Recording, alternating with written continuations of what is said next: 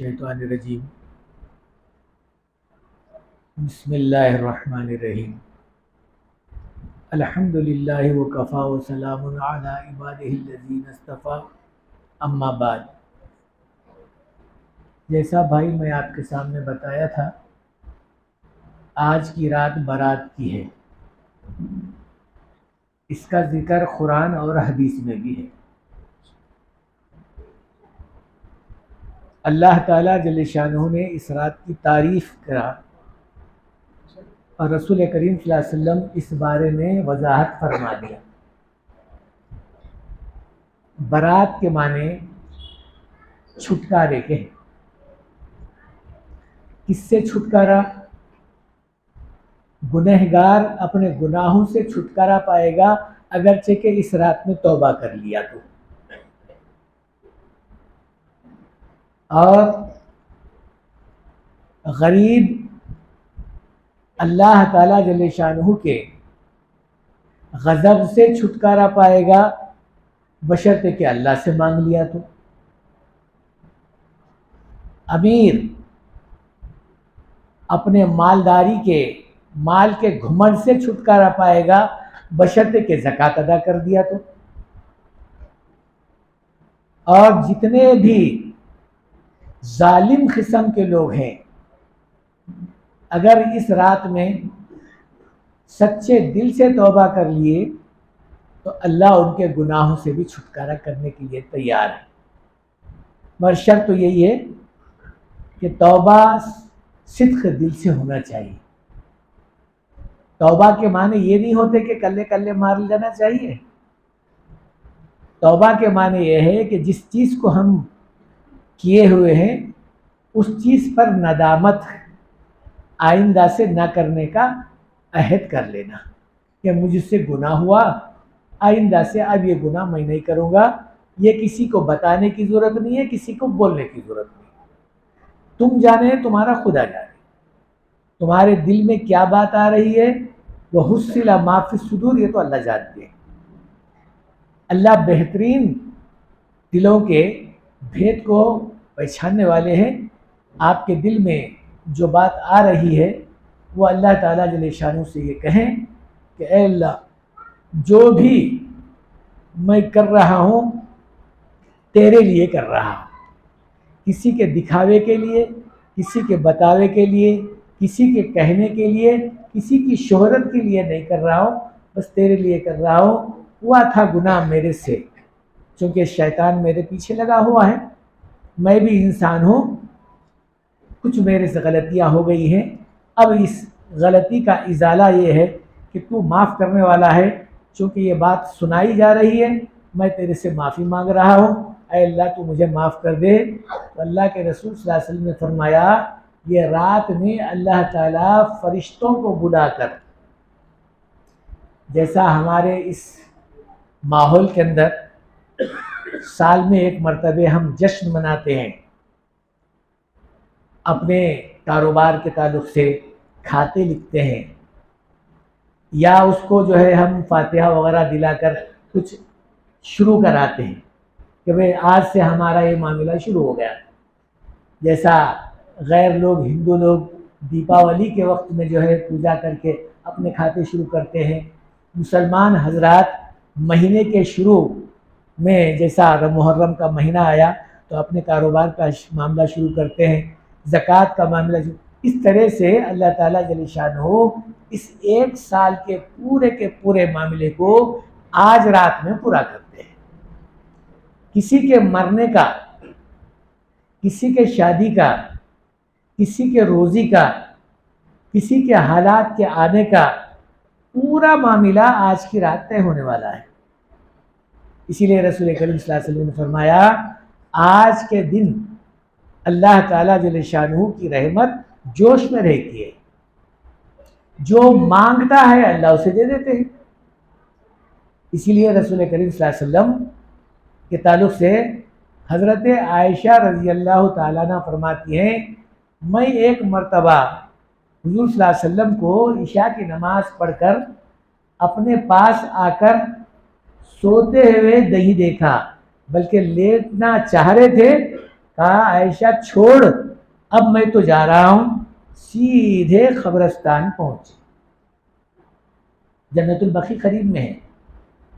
जो हजरात हज को गए हैं वो मदीने मुनव्वरा में देखे होंगे, अल्लाह के रसूल सल्लल्लाहु अलैहि वसल्लम का रोज़े मुबारक ऐसा है, और साथ ही करीब में जन्नतुल बकी यानी कब्रिस्तान है। तो वहाँ पर तकरीबन सहाबा कराम रज़ी अल्लाह तआला मजमईन के मकबरे वहाँ पर हैं। तो हुज़ूर सल्लल्लाहु अलैहि वसल्लम सीधा जन्नतुल बकी में यानी कब्रिस्तान में पहुँच गए।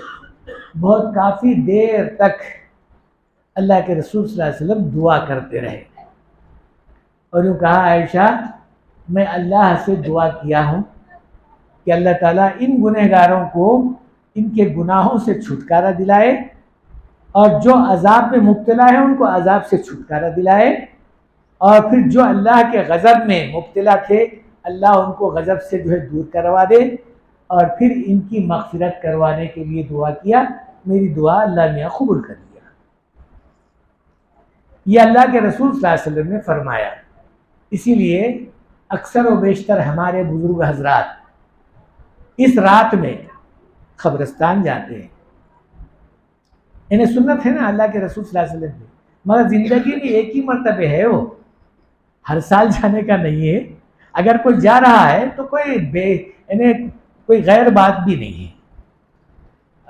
हर जुमा भी जा सकता है, हर रोज़ भी जा सकता है, लेकिन जाने को आदमी अपनी इबरत का वहाँ माहौल बनाए कि भाई मेरे को भी एक दिन यहाँ पर आना है, इन लोगों के लिए मग़फ़िरत की दुआ कराना है, अल्लाह से इन लोगों की माफ़ी मांगना है। चुनांचे इस रात में अल्लाह ताला जल्ल शानहू चूँकि अपनी रहमत के जोश में रहते हैं, और जो मांगता है ईमान वाला अल्लाह उस ईमान वाले की दुआ कबूल कर देते हैं।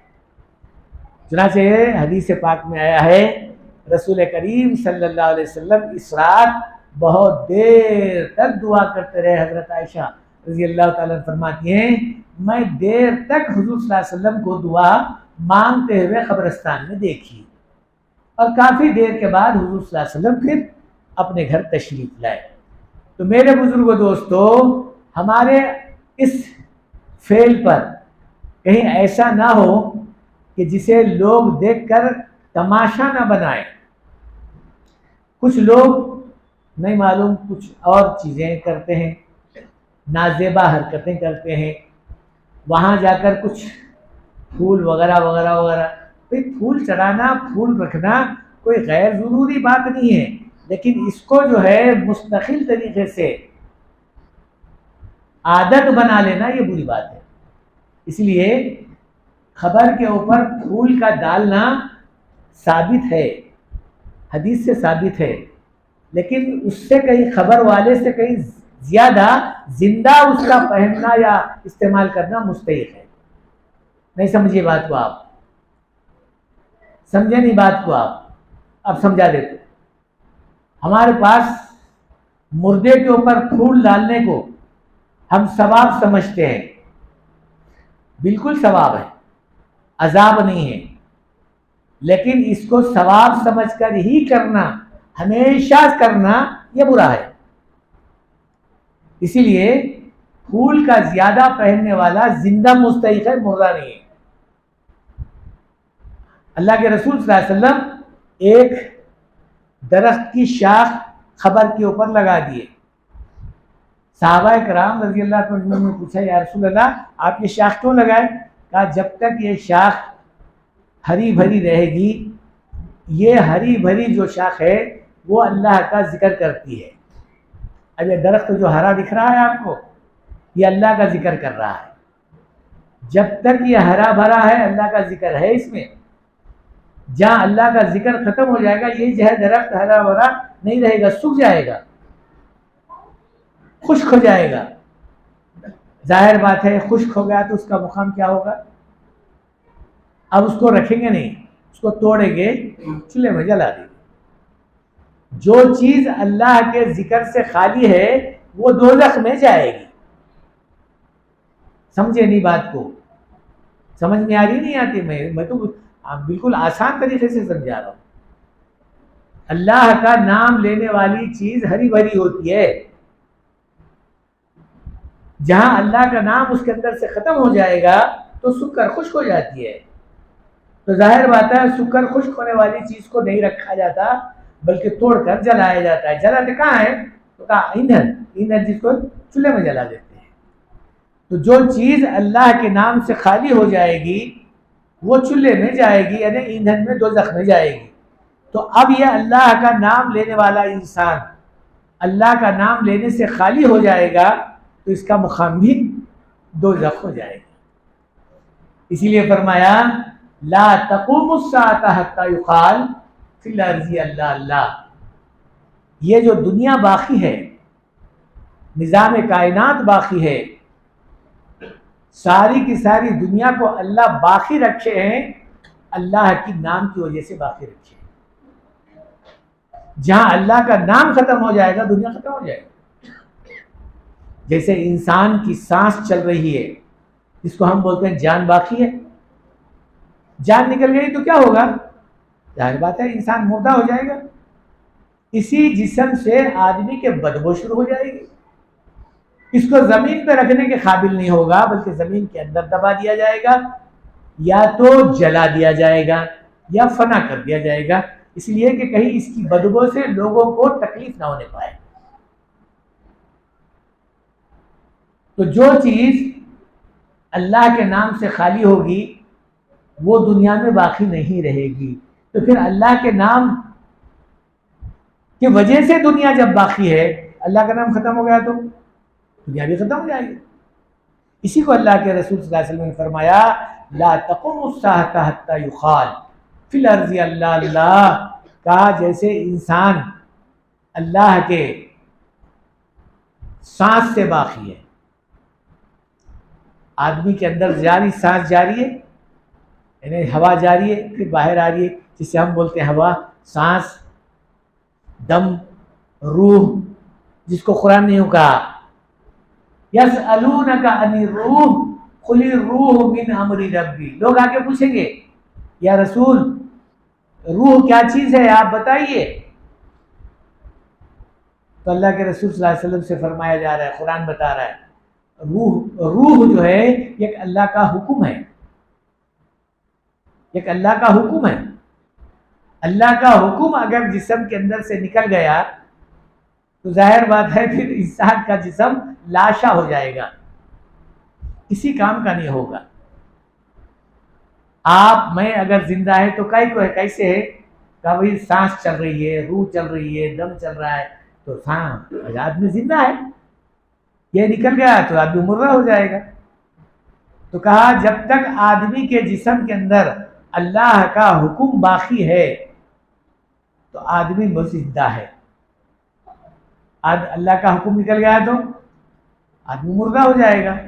तो कहा अल्लाह का हुक्म जिस्म में से निकल गया तो फिर जिस्म मुर्दा हो गया और जमीन पर रखने का काबिल नहीं हुआ। फिर अल्लाह का हुक्म अगर इंसान की जिंदगी से निकल गया तो फिर क्या होगा? जाहिरी एतबार से आदमी आदमी मालूम होगा, वरना आदमी क्या होगा? इसी को कुरान ने कहा कल अनाम बलहुम अजल। ये इंसान जाहिरी एतबार से, शक्ली एतबार से इंसान नजर आएगा लेकिन जानवर से बदतर होगा। चूंकि अल्लाह ताला जानवर को एक हैयत में पैदा किया है, चौपाए को रुकू में पैदा किया है। हम रुकू करते ना, ये एक इबादत है। अल्लाह उस जानवर को इबादत की ही शक्ल में पैदा किया है। जब तक उन्हें वो इबादत में रहेगा वो बाकी रहेगा। जहाँ इबादत की चीज उसके अंदर से खत्म हो जाएगी बस उसको ज़िबा कर दिया जाएगा, वो किसी का शिकार हो जाएगा। सारी दुनिया की मखलूक का यही हाल है। बल्कि किताब में अजीब और गरीब बात लिखी हुई है, यहां तक के चलता हुआ पानी भी अल्लाह का जिक्र करता है। चलता हुआ पानी जो नदी में वगैरह वगैरह चलता है, नालों में चलता है, चलता हुआ पानी भी अल्लाह का जिक्र करता है। सफेद कपड़ा भी अल्लाह का जिक्र करता है। हरा भरा दरख्त भी अल्लाह का जिक्र करता है। जहां ये कपड़ा मैला हो गया, अल्लाह का जिक्र उसके अंदर से आहिस्ता आहिस्ता कम होता है, तो फिर उसका मुकाम क्या होता है, लग जाके पटकना पड़ता है, पानी में पटकना पड़ता है और फिर लकड़ी से मारा करते हैं। कहा जो चीज अल्लाह के नाम से दूर होती है, जाहिर बात है उसको सजा पाना भी पड़ता है। इस तरह से जो चीज अल्लाह के नाम से खाली हो जाएगी वो किसी के फंदे में फंस जाएगी। समझे बात को, सिर्फ इंसान को और जिन्नात को छूट है, बाकी को छूट नहीं है। 18,000 मखलूक़ात है दुनिया में, अल्लाह ताला 18,000 मखलूक़ात बनाया, जिसमें से इंसान और जिन ये दो मखलूक को खास बनाया है। वमा खलक़तुल जिन्ना वल इंसा इल्ला लियअबुदून का लफ्ज़ कुरान में है। अल्लाह ताला इन लोगों को दुनिया में बाज़ों को थोड़ी सी सज़ा की थोड़ी सी झलक दिखाता है, लेकिन अक्सर व बेशतर इनके गुनाहों की जो सज़ा मिलेगी वो आखिरत में मिलेगी। चुनांचे हज़रत इमाम अबू हनीफा रहमतुल्लाह अलैह, आप हम लोग अक्सर व बेशतर जो हाथ यहाँ बनते हैं हनफी हैं, और ये हनफी मसलक के जो है हम लोग हैं। 4 इमाम हैं, 4 इमाम में जो सबसे बड़े इमाम हैं इमाम अबू हनीफा, उनका नाम नुमान बिन साबित है। यह असल में हनीफा उनकी बेटी का नाम है, बेटी के नाम से मशहूर है उन। अब मैं इस वास्ते नहीं बोल रहा हूँ, अब ये पूरी तफसीर में आपके सामने बोलता रहूंगा तो आपको भी समझ में नहीं आएगा। बेटी बहुत होशियार थी बेचारी, बाप को एक मसला बताई थी, बाप मेरे मसला समझ में नहीं आ रहा था, कहा बेटी मेरे ये बात समझ में नहीं आ रही है, ये क्या बात है। बेटी ने कहा अब्बा बताऊंगी मसला, लेकिन शर्त पर बताऊंगी। कहा कि बोल क्या शर्त है तेरी। तुम जो तुम्हारा नाम है नोमान, मेरे नाम के साथ तुम्हारा नाम आना। अबू के माने बाप, हनीफा के माने हनीफा के बाप। लोग मेरा नाम पहले होना, लोगों को सामने आना। लोगों तो कहा नहीं बेटा तेरा नाम तो आएगा, लेकिन पहले मेरा नाम आएगा बाद में तेरा आएगा। अबू पहले आएगा, हनीफा बाद में आएगा। कहा ठीक है। तो आज लोग जो है नोमान बिन साबित के नाम से कोई नहीं पहचानता, अबू हनीफा के नाम से पहचानता। तो इतनी बड़ी चालाक बचपन में से ही थी बच्ची हो। तो एक मर्तबे बाप अपने बच्ची को लेकर मच्छी पकड़ने के लिए गए। बरसात में उमूमन जब पानी बरसात का जो है फैल जाता है तो मच्छियाँ जो है, बरसात की मच्छियाँ वो पानी के अंदर आ जाती है। तो बाप इतने पानी में चिकड़ में उतर कर कुछ मछलियाँ पकड़कर बच्ची को गड्ढे पे बची हुई थी फेंकने लगे। ये ले बेटा, ये ले ये ले ये ले ये ले। जब मच्छियाँ समझ गए कि भैया एक सालन हो गया है, एक हंडी हो गई है, आकर ऊपर कहने लगे बेटा अब तो मच्छियाँ हो गए, सालन के हो गए, कितने हुए जरा बता। थैली उंगली तो एक भी नहीं निकली। कहा कि क्या करी। अब्बा तुम्हारा ही तो कहना था, जो चीज अल्लाह के जिक्र से गाफिल होती है किसी शिकारी के फंदे में फंस जाती है। ये जो मच्छियां तुम्हारे शिकार में जो फंस गए हैं वो अल्लाह के जिक्र से गाफिल ही तो हुए थे, तभी तो वो फंस गए। ऐसी गाफिल मछलियों को अगर हम खा गए तो हो सकता है हम भी अल्लाह के जिक्र से गफलत बांधेंगे। इसीलिए मैं ऐसी मछलियों को छोड़ दी, तुम उधर पकड़ कर देते रहे, मैं इधर से छोड़ते रहे। तो मेरे बुजुर्गों दोस्तों, असल बात बताने की है, जो चीज अल्लाह के नाम से दूर होगी वो जाहिर बात है फना हो जाएगी। तो आज भी ये बात उस जमाने से कही जा रही है, बल्कि हजरत आदम अलैहिस्सलाम के ज़माने से की जा रही है, रसूल करीम सल्लल्लाहु अलैहि वसल्लम के ज़माने तक की गई थे, और फिर अल्लाह के रसूल सल्लल्लाहु अलैहि वसल्लम के ज़माने से लेकर आज तक भी यह बात सामने आ रही है। इंशाअल्लाह क़ियामत तक बोली जाएगी। अल्लाह का नाम लेते रहो, फिर अल्लाह ताला बाकी रखेंगे। इस वास्ते अल्लाह बाकी रहने वाली है, सब चीज़ें ख़त्म होने वाली हैं। कुल्लु मन अलैहा फान व यबका वजहु रब्बिका ज़ुल जलाली वल इकराम। अल्लाह बाकी रहेगा, सब चीजें खत्म हो जाएगी, और अल्लाह का नाम लेने वाला इंशाअल्लाह बाकी रहेगा। आप बोलेंगे क्या मौत नहीं आएगी क्या हमारे को? अगर हम अल्लाह का नाम लिए तो क्या मौत नहीं आएगी? भाई मौत तो आएगी। इसलिए लाई हयात आए खजा ले चली चले, ना अपनी खुशी से आए थे ना अपनी खुशी चले। दुनिया में कोई अपनी खुशी से आया था? ये बोला कि मैं इंसान बनकर आऊंगा? जैसा गैरों का अकीदा है, ये इंसान अगर अच्छा काम किया तो पुनर्जन्मा में भी इंसान बनेगा। हमारा यकीन नहीं है। पुनर्जन्मा जरूर होगा, पुनः जन्मा होगा, पुनर्जन्मा नहीं होगा। मेरी बात भी नहीं समझ में आ रही होगी आपको। पुनर्जन्मा के माने फिर से जिंदगी, फिर जिंदगी, दोबारा जिंदगी, दोबारा जिंदगी होगी, मगर दुनिया की जिंदगी नहीं होगी, आखिरत की जिंदगी होगी। इंसान को अल्लाह ताला बनाएंगे, उठाएंगे। जैसे एक दाने को दाने खाक में डालने के बाद उसके अंदर से फिर से दोहे दाने उठते हैं, मुल्का उठता है, दरख्त उठता है, हजारों दाने लगते हैं। तो कहा इंसान को अल्लाह ताला मारते हैं फिर उसको उठाते हैं। ये हदीस पाक में है, कुरान पाक में भी है। लेकिन इस इंसान को फिर से दुनिया में नहीं भेजाते, आखिरत में भेजाते हैं। यह हमारा अकीदा, कुरान का अकीदा है। आज से करीब करीब 40-45 साल पहले बात है। मैं फैक्ट्री के कुरगुंटा फैक्ट्री CCI में काम करता था। उस वक़्त में कुरगुंटे में एक गैर मुस्लिम आया था। अब वो उसको मुत्या मुत्या बोलते थे। मुत्या के माने दादा के हैं, असलेर मुत्या कहते उन्हें। तो तकरीबन अतराफ अकनाफ के लोग उसको फूलों के हारा डाले वगैरह वगैरह, नहीं मालूम क्या क्या। बहरहाल बेचारे अकीदे के एतबार से हर आदमी, हर कौम का बड़े आदमी को फूल का हार ले जाके दिए कि भाई उसको डालो। मैं बोला भाई इतनी बड़ी इज्जत है साहब, इसका तीसरा जन्म है, इसका तीसरा जन्म है। इन्हें 3 जन्मों से आदमी बनकर ही पैदा हो रहा है। मैं बोला इससे पहले 3 जन्म से पहले क्या था? जानवर था। तो लोग मेरे को आकर बोले मुल साहब तुम मुसलमानों की तरफ से फूल का हार डालो। मैं बोला फूल का हार डालना तो बहुत दूर की बात है, उसके पास भी नहीं जाता मैं। अगर उन्हें मेरे एक सवाल का जवाब अगर दिया, फूल का हार नहीं मुरीद बनता हूं उसका मैं।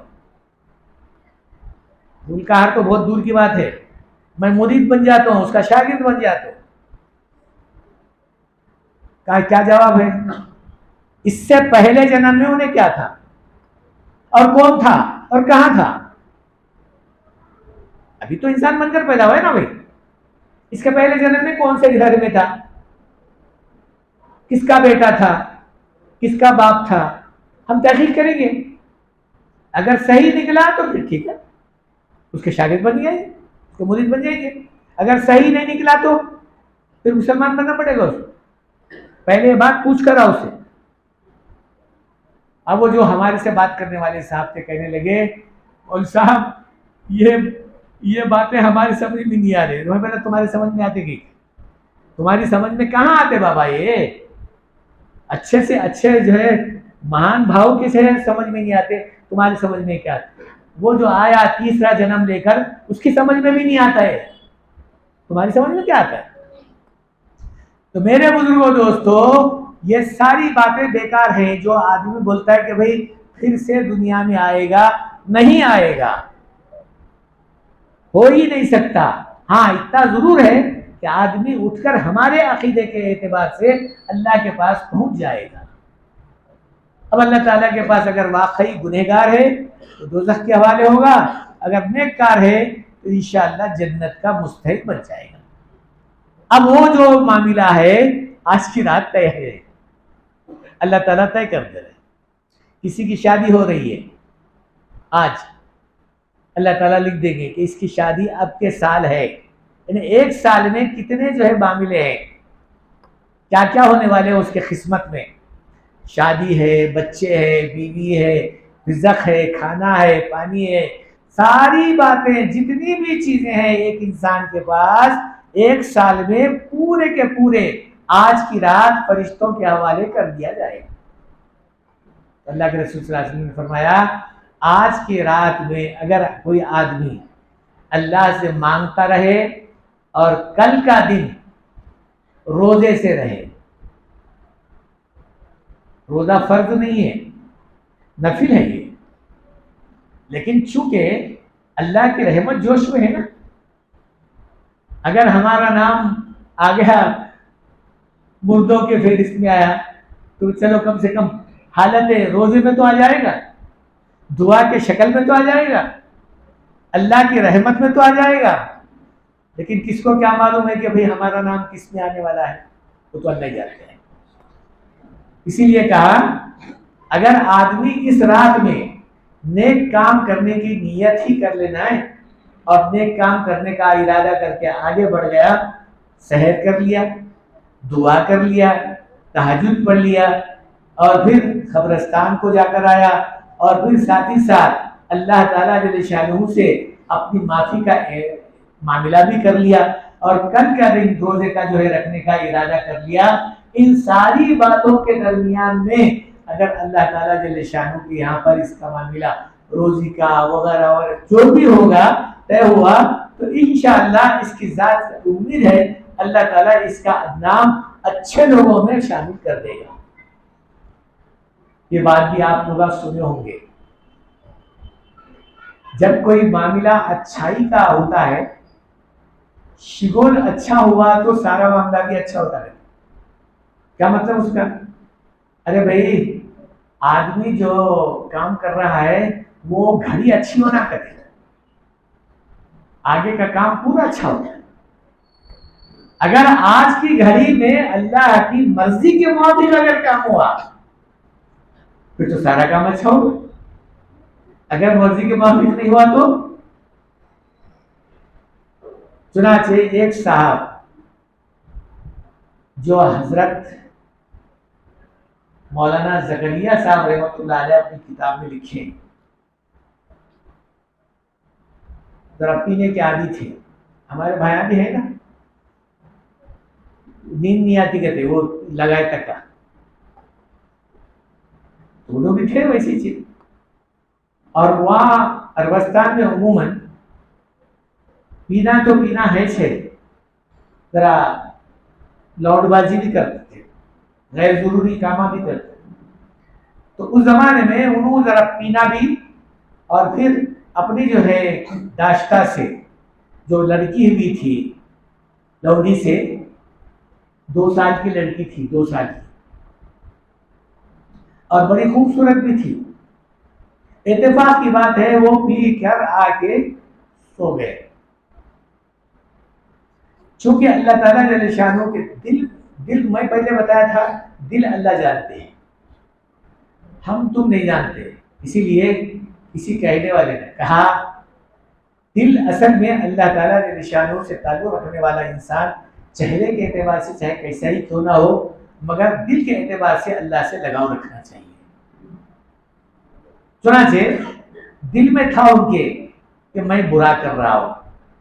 किसी भी मुसलमान को जो कलमा पड़ा हुआ है, गलत काम करने वाले को आप जरा हाथ पकड़ लेकर, भाई ये काम जो कर रहे हैं आप, ये काम सही नहीं है ना, तुम भी बोलेगा हाँ है, गलत है। यहां तक कि बीड़ी पीने वाले को भी अब आप पूछिए, भाई ये बीड़ी जो पी रहे हैं, हालांकि जिससे हेल्थ का लिखा हुआ है धुआं आदमी के लिए नुकसानदेह है, फिर आप क्यों पी रहे? क्या करना उनसा बाबा, आदत पड़ी हुई है तो क्या करेंगे, आदत से मजबूर है। तो बहरहाल ये सारी बातें अपनी जगह पर है। तो बेचारा जो है आदत थी उसको भी, लेकिन दिल के अंदर तो था कि मैं बुरा कर रहा हूं, गलत काम कर रहा हूं, अच्छा काम नहीं कर रहा हूं। पीना जो है ये अच्छा काम नहीं है, बुरा काम है। अब दिल में था ही था। अब रात में जो है बेचारा सो गया तो ख्वाब में देख रहा है हशर का मैदान कायम हो गया, क़यामत का मैदान आ चुका, लोग अपनी अपनी जो है इसमें भाग रहे हैं, नफ्सी नफ्सी के आलम में भागम भागी कर रहे हैं, इन्हों भी भाग रहे हैं। देखा कि एक बहुत बड़ा सांप है जो मुंह इतना बड़ा खुला हुआ है कि इनको निगलने के काबिल हो गया है, इन्हें निगलने के वास्ते आ गया। अब जो कि जाहिर इंसान है, डर के मारे वो सांप से जो है भाग रहे हैं।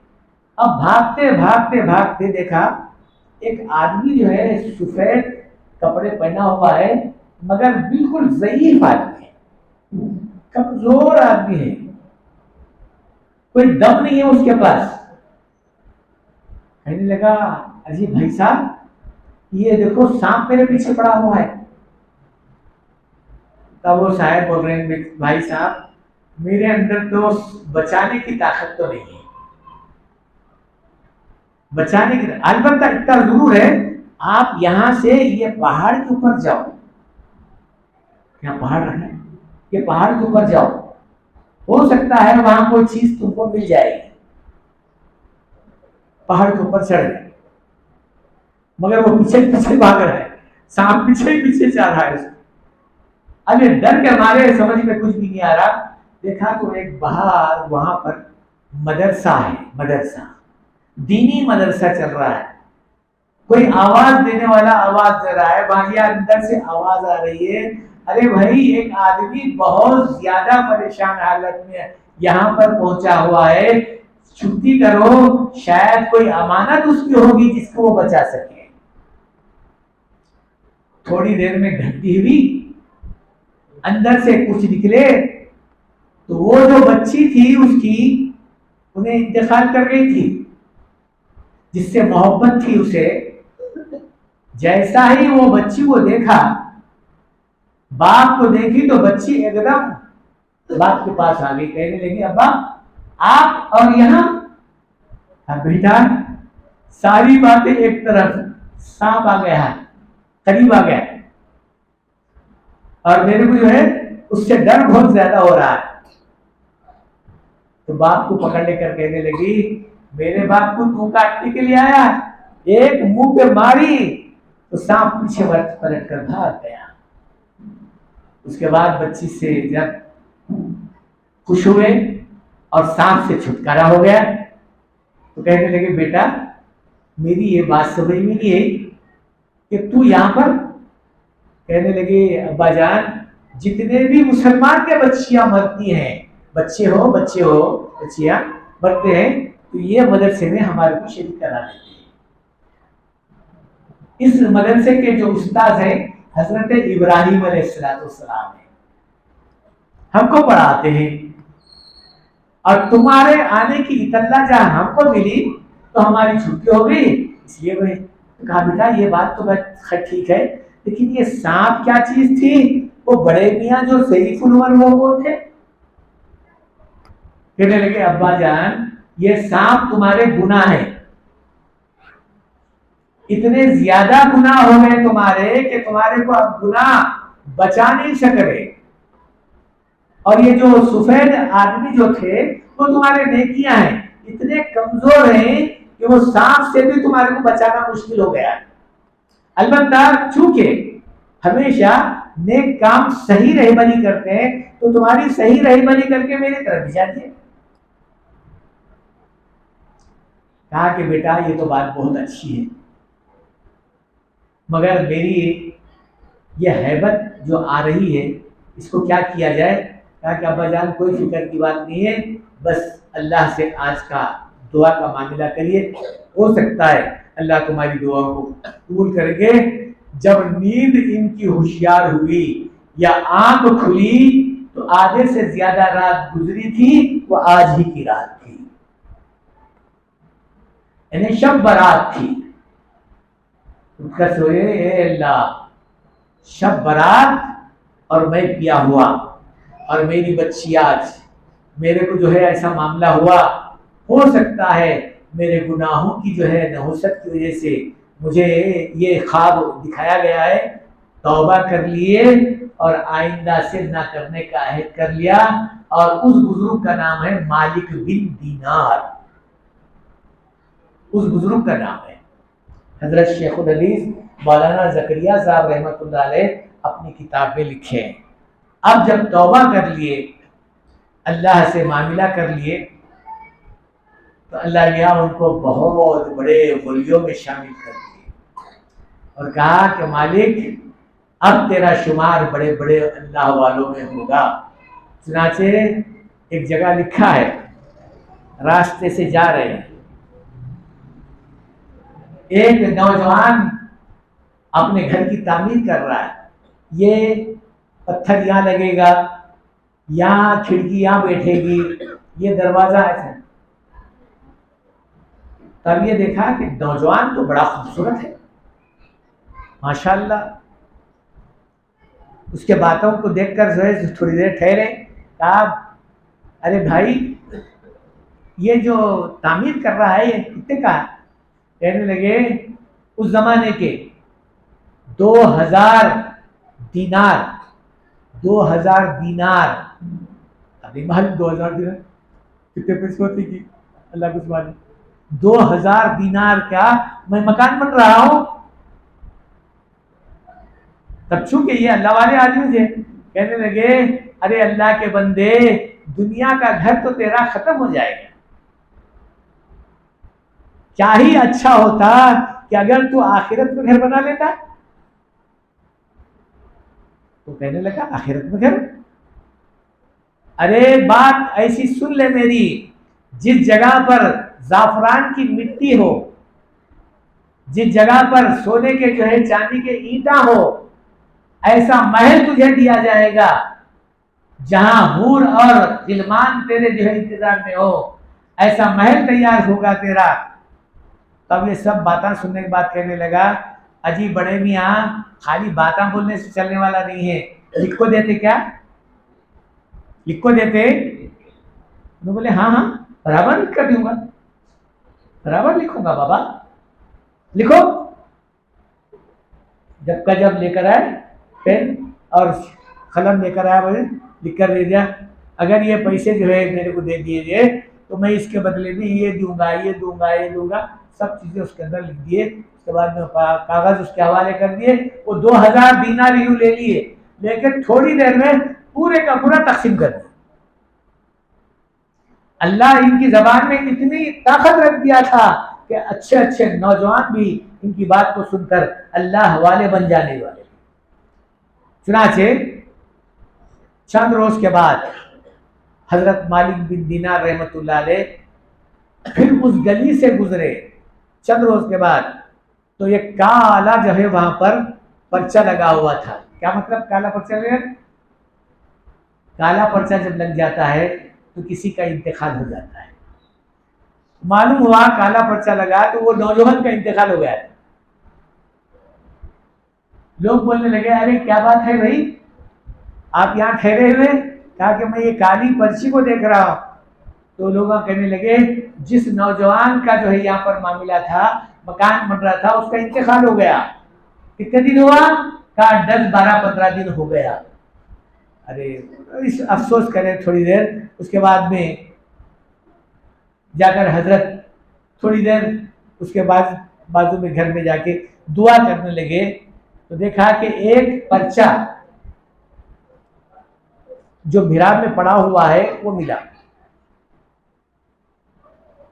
वो पर्चे को लिए हजरत, कहा कि ये पर्चा तो मैं उसको लिख को दिया सो था, वो पर्चा वो उसको लिख को दिया सो था, मगर ये पर्चा यहां पर पड़ा हुआ है।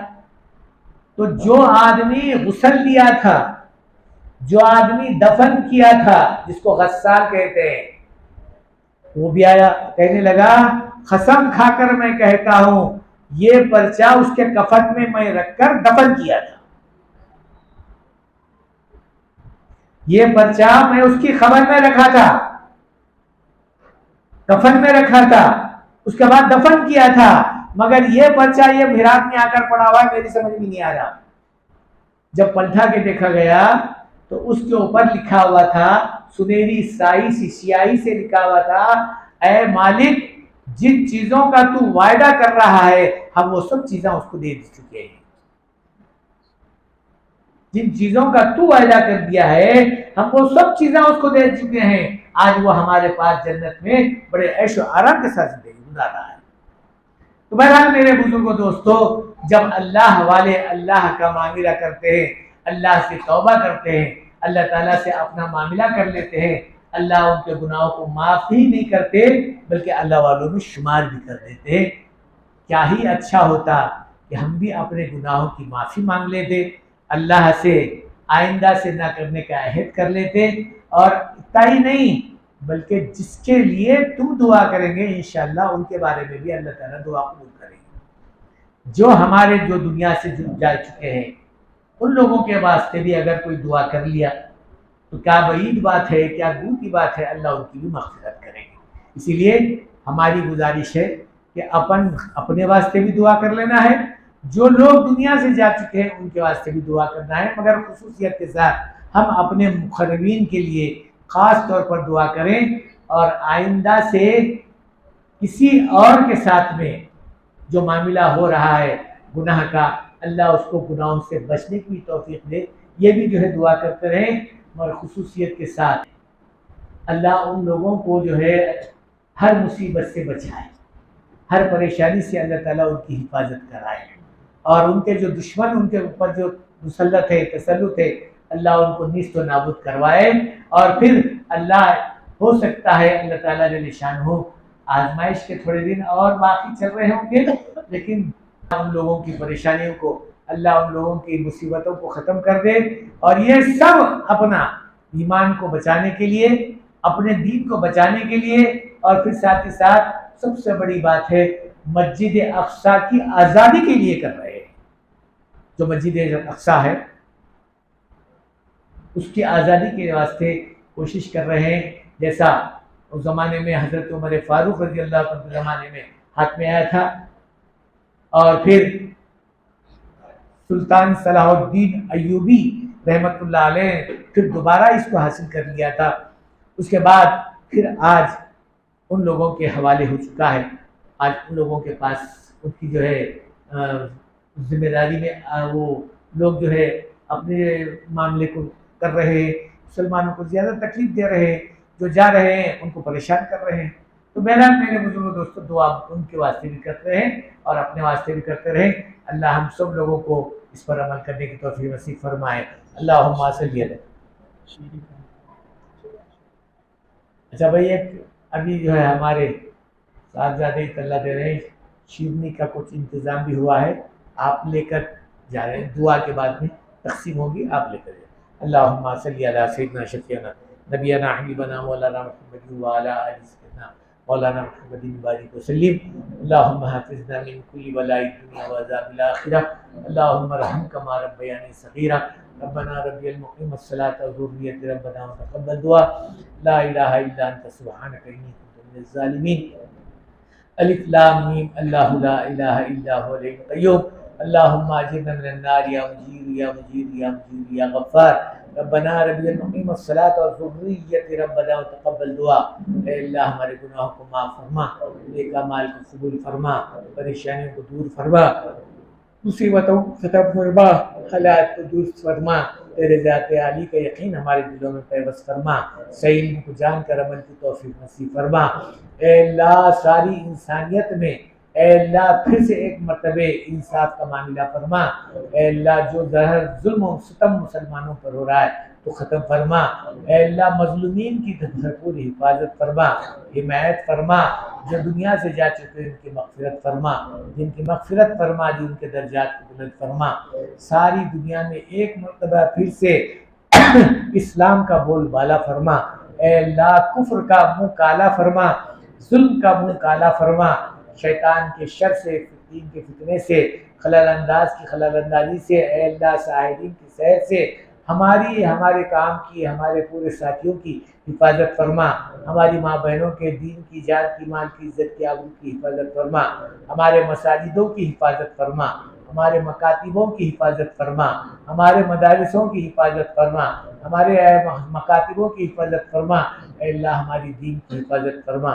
ऐ अल्लाह जो लोग कुरान का इल्म सीख रहे हैं, ऐ अल्लाह उनकी हिफाजत फरमा। ऐ अल्लाह जो इनकी मदद कर रहे हैं उनकी भी हिफाजत फरमा। ऐ अल्लाह महीना मुबारक रमज़ान मुबारक का आ रहा है, इसमें भरपूर बरकत का मामला फरमा। ऐ अल्लाह इस रमज़ान के महीने से हमको भरपूर हिफाजत है, इन्हें बरकत का मामला फरमा। ऐ अल्लाह बरकत हासिल करने की तौफीक नसीब फरमा। ऐ अल्लाह इस माह रमज़ान के महीने से माला माल फरमा। ऐ अल्लाह इसकी कदरदानी करने की हमें तौफीक अता फरमा। ऐ अल्लाह सारी इंसानियत को फिर से एक मरतबे अमन व अमान का मामला फरमा। ऐ अल्लाह रसूल करीम सल्लल्लाहु अलैहि वसल्लम के नाम पर जो भी काम हो रहा हो, जहाँ भी हो रहा हो, जो तुझे पसंद है अल्लाह इसको कबूल फरमा। जो मुसीबत में है तो उनको ख़त्म फरमा, जो बीमार है उनको सेहत कुल्ली नसीब फरमा।